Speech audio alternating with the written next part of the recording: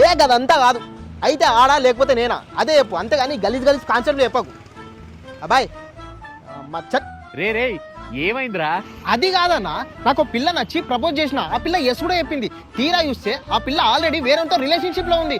అదేంది అని అడిగితే నువ్వేం టెన్షన్ అడగు, నేను నిన్ను కూడా లవ్ చేస్తున్నా, కాకపోతే నువ్వు బెంచ్ లో ఉన్నావు అని అంటుంది. ఈ బెంచ్ గోలేందన్నా నాకు అర్థమైతలేదు. ఆఫీస్ లో నువ్వు అది ఈ బొక్కలో రిలేషన్షిప్ లో కూడా అదే. ఒరే ఈ బెంచింగ్ కాన్సెప్ట్ ని జెన్జీ వాళ్ళు రిలేషన్షిప్ లో కూడా లాక్కొచ్చేసారా.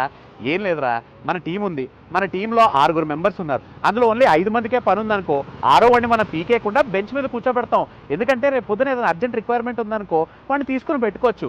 లేదా ఆ 5గురిలో ఒకటి జంప్ అయిపోయాడు అనుకో, రిప్లేస్మెంట్గా వాడిని పెట్టుకోవచ్చు. రిలేషన్షిప్లో కూడా అంతేరా. ఆ అమ్మాయి ఆల్రెడీ ఒకరితో రిలేషన్షిప్లో ఉంది కదా, రేపు పొద్దున వాడు హ్యాండ్ ఇచ్చినా బ్రేకప్ చెప్పినా ఇమీడియట్గా నువ్వు అవైలబుల్గా ఉంటావు కదా, పెద్ద టైం వేస్ట్ ఉండదు. కొత్త కాన్సెప్ట్ రా, ట్రెండ్ ఫాలో అయిపో నువ్వు కూడా. అమ్మ ఇది బెంచింగ్ కాన్సెప్ట్ లా లేదన్నా, ఇదేదో బ్లడీ నాన్ సెన్స్ అని తిడుతున్నానా. ఛీ, అమ్మ కాన్సెప్ట్ నవ్వుకోండి, బాగా నవ్వుకోండి.